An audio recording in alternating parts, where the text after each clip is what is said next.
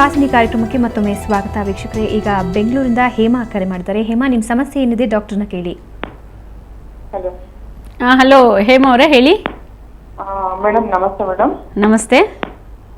ನಮ್ಮ ಮಗಳಿಗೆ ಕರೆಕ್ಟ್ ಆಗಿ ಮೆನ್ಸಸ್ ಆಗುತ್ತೆ ಮೇಡಮ್. ಏನಾಗುತ್ತೆ? ಮೆನ್ಸಸ್ ಆಗ್ತಾರೆ ಕರೆಕ್ಟ್ ಆಗಿ ಮುಟ್ಟಾಗ್ತಾಳೆ. ಆದ್ರೆ ಟ್ಯೂಬ್ ಬ್ಲಾಕ್ ಆಗಿದೆ, ಅಂಟ್ಕೊಂಡ್ಬಿಟ್ಟಿದೆ ಅಂತಾರೆ. ಓಕೆ. IVF ಆಯ್ತು, ಮೆಡಿಸಿನ್ ಇವೆಲ್ಲ ಕೊಡ್ತಿದ್ವಿ, ಆದ್ರೂ ಅದು ಇದಾಗಿಲ್ಲ ಮೇಡಮ್. ಓಕೆ. ಟ್ಯೂಬ್ ಅದೆಲ್ಲ ಇದು ಮಾಡ್ತಿದ್ವಿ. ಆಪರೇಷನ್ ಏನಾದರೂ ಮಾಡಿಸಿದ್ದೀರಾ ಟ್ಯೂಬ್ ಬ್ಲಾಕ್ ಆಗಿದೆ ಅನ್ನೋದಕ್ಕೆ? ಮಾಡ್ತಿದ್ವಿ. ಇವರು ಡಾಕ್ಟರ್ ಓಕೆ ಓಕೆ. ಸೊ ಮಾಡ್ತಿದ್ವಿ ಮೇಡಮ್. ಆಮೇಲೆ IVF ಮಾಡ್ತಿದ್ವಿ. ಏನು ಇದಾಗಿಲ್ಲ ಮೇಡಮ್, ತುಂಬಾ ಬೇಜಾರಾಗುತ್ತೆ ಮೇಡಮ್. IVF ಮಾಡಿಸಿದ್ದೀರಾ? ಹೌದು ಮೇಡಮ್. ಓಕೆ. ಎಷ್ಟು ಸೈಕಲ್ಸ್ ಮಾಡಿಸಿದ್ದೀರಾ IVF? ಏನ್ ಮೇಡಮ್? IVF ಎಷ್ಟು ಸೈಕಲ್ಸ್ ಮಾಡಿಸಿದ್ದೀರಾ? ಒಂದೇ ಸರಿ ಮೇಡಮ್. ಒಂದೇ ಸರಿನಾ? ಓಕೆ. ಈಗ ಒಂದು ನೀವು ಟ್ಯೂಬಲ್ ಬ್ಲಾಕ್ ಅಂತ ಹೇಳಿದ್ದೀರಾ. ಎರಡೂ ಸೈಡು ಟ್ಯೂಬಲ್ ಬ್ಲಾಕ್ ಇದ್ದಾಗ ಸ್ವಲ್ಪ ಕಷ್ಟ ಆಗುತ್ತೆ ಅದು ಪ್ರೆಗ್ನೆನ್ಸಿ ಆಗೋದು. ಅದನ್ನು ಟ್ಯೂಬೋಪ್ಲಾಸ್ಟಿ ಅಂತ ಮಾಡಿಬಿಟ್ಟು ಟ್ರೈ ಮಾಡ್ತೀವಿ ಅದನ್ನು ಬ್ಲಾಕ್ನ ತೆಗಿಯೋಕ್ಕೆ.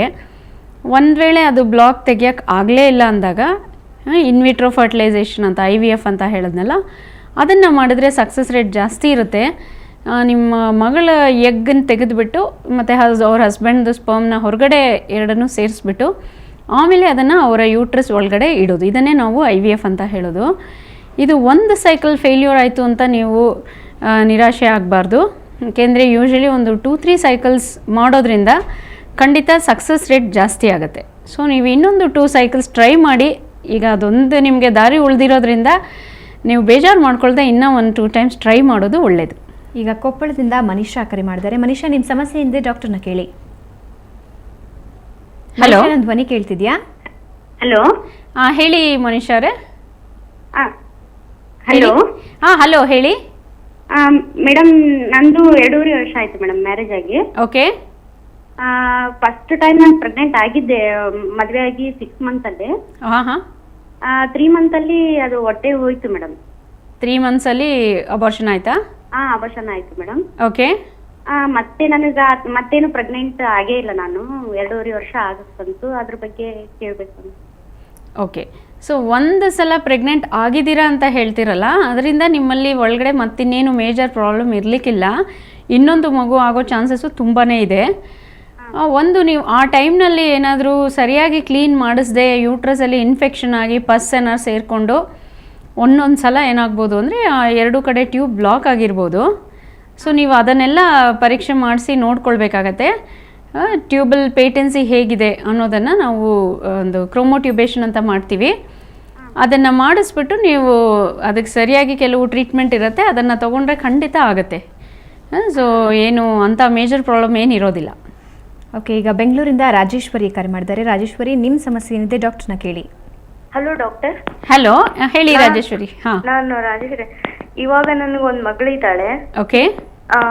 ಇವಾಗ ಮೊನ್ನೆ ಲಾಸ್ಟ್ 2 ಮಂತ್ಸ್ ಬ್ಯಾಕು ಮತ್ತೆ ಅಬಾರ್ಷನ್ ಮಾಡಿಸ್ಕೊಂಡೆ. ನೀವೇ ಮಾಡ್ಕೊಂಡ್ರಾ?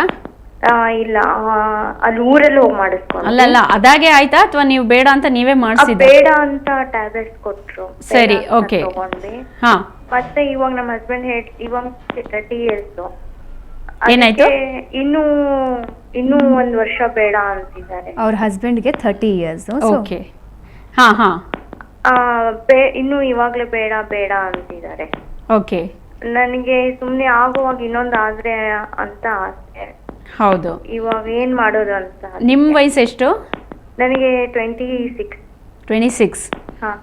ಓಕೆ. ಮೊದಲನೇ ಮಗುಗೆ ವಯಸ್ಸು? 5 ವರ್ಷ. 5 ವರ್ಷ. ಇದು ನಿಮ್ಮದು ಐಡಿಯಲ್ ಏಜ್ ಇದು. ಸೊ ಮೊದಲನೇ ಮಗುಗೆ 5 ವರ್ಷ ಅಂತೀರಾ, ನಿಮಗೆ 26 ಅಂದರೆ ಇದು ಕರೆಕ್ಟ್ ಏಜ್ ಇದೆ 2ನೇ ಮಗು ಮಾಡ್ಕೊಳ್ಳೋಕ್ಕೆ. ಸೊ ನೀವು ನಿಮ್ಮ ಹಸ್ಬೆಂಡ್ಗೆ ಹೇಳಿ, ಅವ್ರು 30 ಅಂದರೆ ಓಕೆ. ಬಟ್ ಆದಷ್ಟು ಇಬ್ಬರದು ಏಜ್ ಜಾಸ್ತಿ ಆಗ್ತಿದ್ದಂಗೆ ಮಗುಗೆ ತೊಂದರೆ ಆಗೋ ಚಾನ್ಸಸ್ ಕೂಡ ಜಾಸ್ತಿ ಆಗ್ತಾ ಹೋಗುತ್ತೆ, ಮತ್ತು ನಿಮಗೆ ಕೂಡ ಪ್ರಾಬ್ಲಮ್ ಆಗೋ ಚಾನ್ಸಸ್ ಇರುತ್ತೆ. ಅದಕ್ಕೋಸ್ಕರ ನೀವು 2ನೇ ಮಗುನ ಇವಾಗ ಮಾಡ್ಕೊಳ್ಳೋದು ಒಳ್ಳೆಯದು.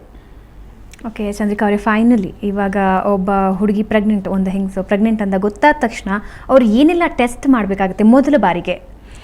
ಪ್ರೆಗ್ನೆಂಟ್ ಅಂತ ಡೌಟ್ ಬಂದ ತಕ್ಷಣನೇ ಒಂದು ಡಾಕ್ಟರ್ ಹತ್ರ ಹೋಗಿ ಫಸ್ಟ್ ಯೂರಿನ್ ಚೆಕಪ್ ಮಾಡಿಸಿದ್ರೆ ಅಥವಾ ಅವ್ರ ಮನೇಲಿ ಕೂಡ ಮಾಡ್ಕೊಳ್ಬೋದು. ಅದು ಅದರಲ್ಲಿ ಪ್ರೆಗ್ನೆನ್ಸಿ ಕನ್ಫರ್ಮ್ ಆಗುತ್ತೆ. ಅದಾದಮೇಲೆ ಕೆಲವು ಬ್ಲಡ್ ಟೆಸ್ಟ್ ಎಲ್ಲ ಮಾಡ್ತೀವಿ. ಅದು ಅಂದರೆ ಹಿಮೋಗ್ಲೋಬಿನ್ ನೋಡ್ತೀವಿ, ಬ್ಲೀಡಿಂಗ್ ಟೈಮ್, ಕ್ಲಾಟಿಂಗ್ ಟೈಮ್ ಅಂತೆಲ್ಲ ಅದೆಲ್ಲ ನೋಡ್ತೀವಿ. ಶುಗರ್ ಎಲ್ಲದಕ್ಕಿಂತ ತುಂಬ ಇಂಪಾರ್ಟೆಂಟ್ ಅಂದರೆ ಬ್ಲಡ್ ಶುಗರ್. ಏಕೆಂದರೆ ಅದು ಪ್ರೆಗ್ನೆನ್ಸಿಗೆ 3 ತಿಂಗಳು ಮುಂಚೆಯಿಂದನೇ ನಾರ್ಮಲ್ ಲೆವೆಲಲ್ಲಿ ಇರಬೇಕಾಗಿರೋದು ಬಹಳ ಮುಖ್ಯ ಅದು. ಸೊ ಅದನ್ನು ಟೆಸ್ಟ್ ಮಾಡ್ತೀವಿ. ಮತ್ತು ಬೇಸ್ ಲೈನ್ ಸ್ಕ್ಯಾನ್ ಮಾಡ್ತೀವಿ. ಮತ್ತೇನಾದರೂ ಹಾರ್ಮೋನ್ ಸ್ವಲ್ಪ ಕಮ್ಮಿ ಇದೆ ಅನ್ನಿಸ್ತಾ ಇದ್ದರೆ ಅದನ್ನು ಇಂಜೆಕ್ಷನ್ ಮೂಲಕ ಕೊಡ್ತೀವಿ. ಮತ್ತು ಕೆಲವು ಮೆಡಿಸಿನ್ಸ್ ಎಲ್ಲ ಮಗು ಬ್ರೈನ್ ಡೆವಲಪ್ಮೆಂಟ್ಗೆಲ್ಲ ಫೋಲಿಕ್ ಆ್ಯಸಿಡ್ ಅನ್ನೋದು ಇಂಪಾರ್ಟೆಂಟ್, ಅದನ್ನೆಲ್ಲ ಕೊಡ್ತೀವಿ. ಸೊ ಹೀಗಾಗಿ ಅವರು ಕೂಡಲೇ ಡಾಕ್ಟರ್ ಹತ್ರ ಬಂದು ಚೆಕಪ್ ಮಾಡಿಸ್ಕೊಳ್ಳೋದು ಒಳ್ಳೆಯದು. Thank you so much. ಅಂದರೆ ಈಗಾಗಲೇ ಹೇಳಿದೆ ಹೆಣ್ಮಕ್ಳಿಗೆ ತಾಯ್ತನ ಅನ್ನೋದು ಎಷ್ಟು ಮುಖ್ಯ ಅಂತ. ಆದರೆ ಎಷ್ಟೋ ಇಂತಹ ಸಮಸ್ಯೆಗಳ ಬಗ್ಗೆ ಅವರಿಗೆ ಅರಿವೇ ಇರೋದಿಲ್ಲ. ಅದೇನು ಅನ್ಕೊಂಡ್ಬಿಡ್ತಾರೆ, ನನ್ನ ಲೈಫ್ ಇಷ್ಟೇ ಅಂತ ಒಂದು ರೀತಿ ಕೊರಗ್ತಾನೆ ಇರ್ತಾರೆ. ಅದ್ರ ಬಗ್ಗೆ ಸಾಕಷ್ಟು ಇನ್ಫಾರ್ಮೇಷನ್ಸ್ ಕೊಟ್ರಿ. Thank you so much. Thank you. So ವೀಕ್ಷಕರೇ ನೋಡಿದ್ರಲ್ಲ, ಯಾವುದಕ್ಕೂ ಪರಿಹಾರ ಇಲ್ಲದೆ ಇಲ್ಲ. ಯಾವುದೇ ಸಮಸ್ಯೆ ಇದ್ರೂ ವೈದ್ಯರನ್ನ ಕಾಣಿ, ಅವರಿಂದ ಸೂಕ್ತ ಪರಿಹಾರವನ್ನು ನೀವು ಪಡ್ಕೊಳ್ಳಿ. ಇದು ಇವತ್ತಿನ ಸುಹಾಸಿನಿ. ಕ್ಷಣ ಕ್ಷಣದ ಸುದ್ದಿಗಾಗಿ ನೋಡ್ತಾ ಇರಿ ಸುವರ್ಣ ನ್ಯೂಸ್ 24/7.